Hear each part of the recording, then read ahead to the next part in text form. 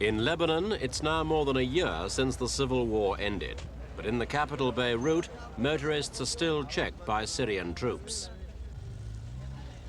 The Syrians have been here ever since November 1976. They form the bulk of the Arab peacekeeping force which came in then to take over Beirut and other key centers. And for the past year, they have kept the peace. There have, it's true, been some revenge killings, but they've been isolated examples. The horrors and madnesses of the war are over, and for most of its inhabitants, Beirut now offers security and the rule of law. And if the Syrian presence is the price to be paid, then they're only too willing to pay it.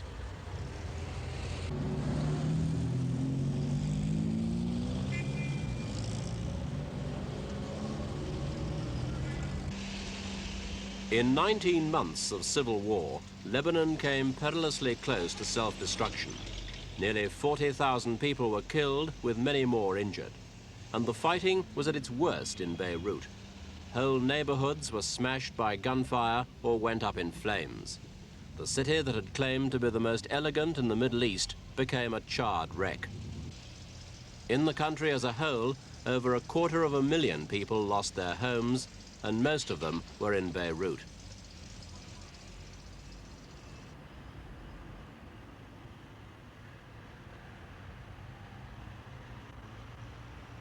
When the war ended, the Lebanese thought Arab oil money would soon put them back on their feet again. Millions of dollars have been received from the Gulf states, as well as from the Americans, but it's mostly been emergency relief, not long-term investments. And even emergency relief is full of problems. American housing grants, for example, can only be made available to those who've returned to their homes. In many cases, there's simply not enough left for people to return to.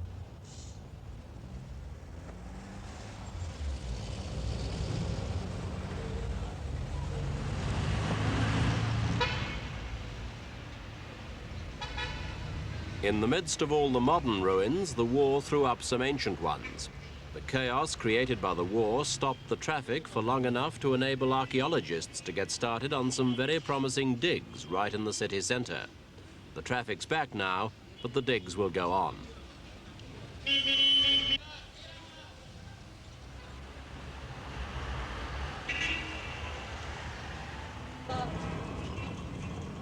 It wasn't just houses that were destroyed, it was livelihoods as well.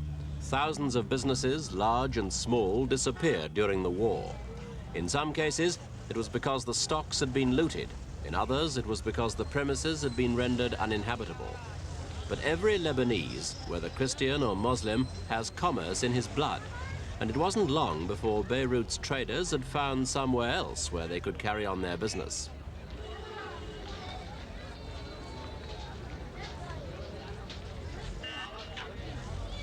There's one problem. The central markets were totally destroyed during the war, and it was fierce competition there that kept prices low.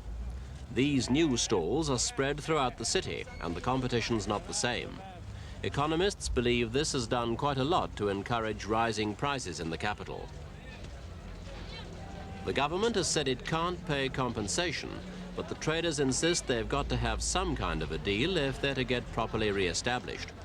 Many in these open-air stalls once had large shops in the most prosperous streets in Beirut. They're still arguing with the government, but meanwhile they're doing whatever business they can.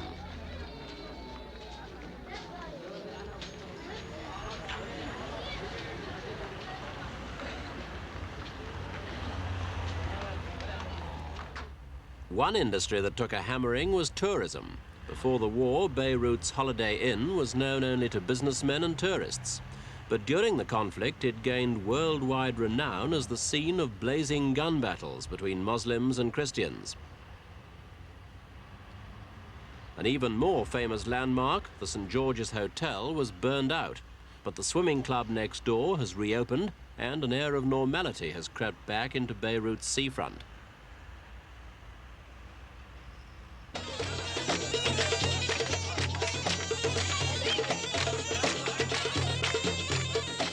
Lebanon's first tourist ship arrived in July from Marseilles and Athens, where many of Beirut's businessmen had fled.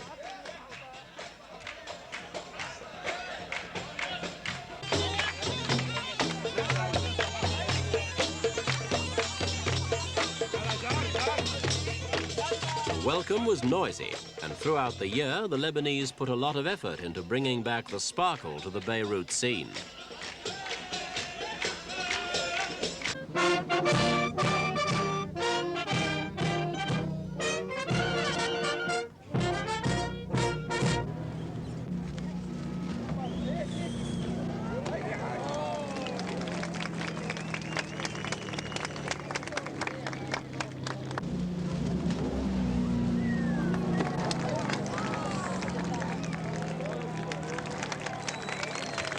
The prize the Lebanese are after are the free-spending tourists from the West and from the oil-rich Arab states. 4 major hotels were destroyed in the war, but as the tourist authorities point out, there are still 3,000 first-class hotel bedrooms in the Beirut area alone, and that's more than in the rest of the Middle East put together. The problem is one of confidence. Lebanon's trying to attract not only tourists and businessmen, but its own citizens. Nearly 1 million, a third of the population, are still out of the country, and they won't be coming back until they feel it's safe to do so. Against this background, it's been the government's job to convince people both at home and abroad that whatever the problems, Lebanon is here to stay. In June, it unveiled an ambitious plan, drawn up with the help of French architects, for the rebuilding of Beirut. Part of that rebuilding has already begun, in the docks.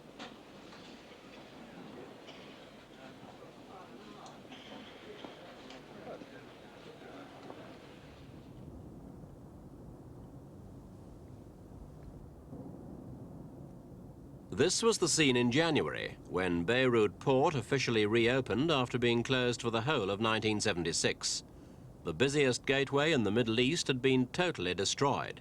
What the guns hadn't wrecked, the looters had.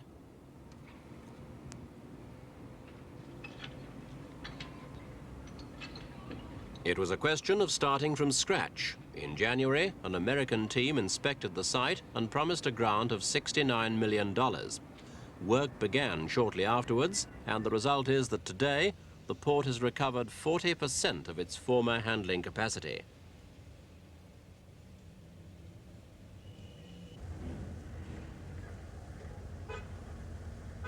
Before the war, Beirut earned a good living from transit trade both for European nations and the Arab oil states. The Arab trade is picking up again now, but the European connection has proved more difficult. Fortunately, domestic trade is increasing, and at the present rate, exports will soon equal the all-time high of 1974, the last peacetime year. The real value will be less due to inflation, but the trend's encouraging.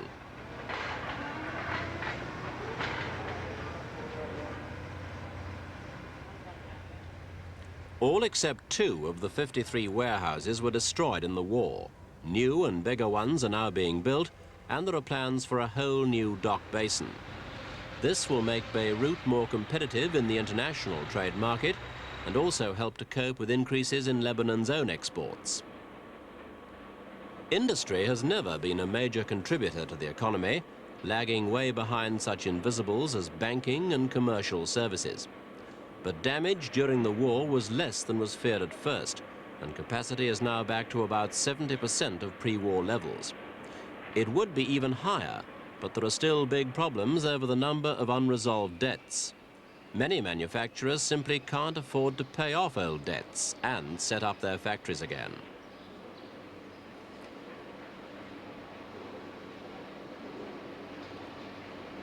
To many people throughout the world, the name Beirut is synonymous with money.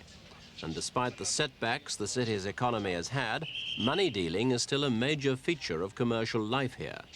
In spite of the war and distress in Beirut, the Lebanese pound has remained almost constant in its relationship with the dollar, a good guide to the standing of the city's commercial reputation.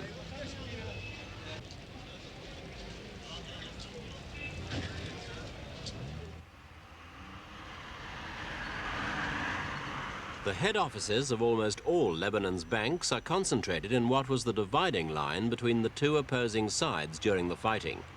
Some of the fiercest battles were fought here, but thanks to the sturdiness of the buildings, business operations were able to resume last January after a closure of only a few months. Though a number of banks opened new offices or branches in safer areas during the fighting, the center is still Riyadh Sol Street, the street of the banks, where over 70 international banks have major offices. During the 19 months of the war, deposits in these banks dropped by more than 3 billion Lebanese pounds. But it's a mark of returning confidence that deposits now are well above the level they'd reached before the war. The banks in Lebanon have been recovering gradually from the turmoil of war, but the country's political uncertainties will have to be resolved before that recovery can be complete. استرليني بعطيك اياها 558 استرليني. فرنك فرنسي. فرنساوي كثير بدك فرنساوي؟ بدي شيء 50,000. Beirut Stock Exchange, too, is back in action. Its original site in Martyrs Square was a scene of almost total devastation, but the Bourse reopened in September, operating from temporary premises.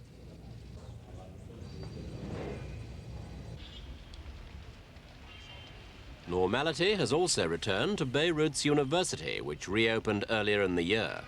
The students and youths who had carried guns and bombs during the fighting are back to carrying books and catching up with interrupted studies.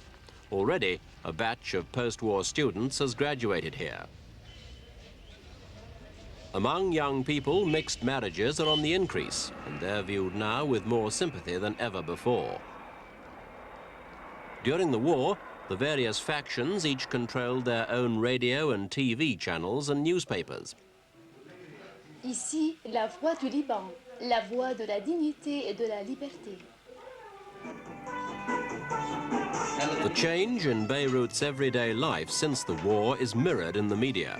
Where before the airwaves carried a war of words and each channel pumped out its personal brand of propaganda, today there's unity. The function of the mass media has changed. Radio and TV no longer fuel the fires of hatred. They are now committed to reporting the facts impartially, to entertaining their war-weary audiences and to reviving the cultural scene in Beirut. There's official censorship, too, to make sure editors toe the line. التي ترحب بكم وتتمنى لكم وأهلا بكم في استديوهاتنا في شركة التلفزيون اللبنانية التي تتمنى أن تقضي برفقتها أمتع الأوقات وأحلاها. وإليكم الآن لمحة موجزة عن برامج الأقنية 7 4 و2.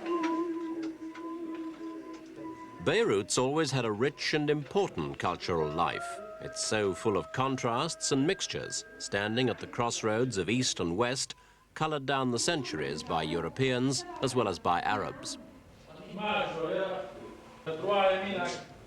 There's certainly no lack of material for those producers seeking to cater to Beirut's post-war hunger for homegrown entertainment.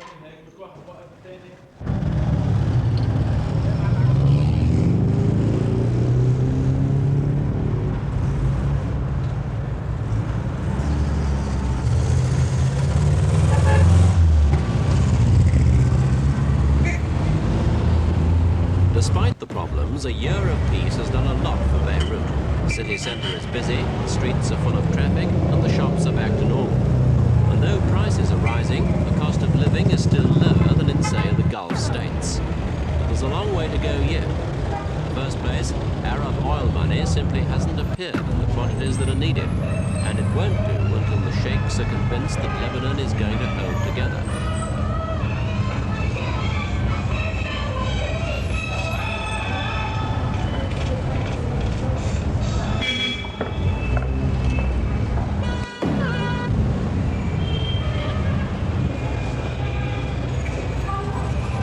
During the war, Beirut's position as the financial center for the Arab world was variously threatened by Amman, Bahrain, and even Athens. Beirut can beat them all, as long as the country stays in one piece.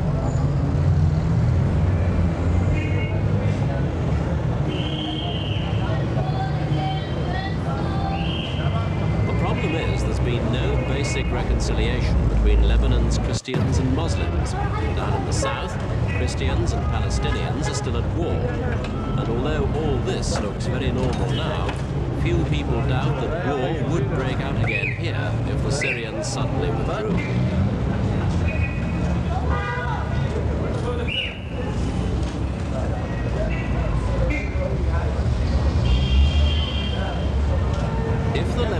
need any reminder of their difficulties, they need look no further than here, at the ruins of Tal al-Zatar, where Christian fighters claimed a famous victory and the Palestinians claimed a massacre. There are other sites where the positions were reversed. It's all proof that Lebanon, which claimed to be outside the main Middle Eastern conflict, is now right at its center. There'll be no peace here until a solution's been found to the Arab-Israeli dispute and the Palestinian question. The country's now got some calm, but long-term stability, the kind that comes from the balance of opposing forces, is a different matter altogether.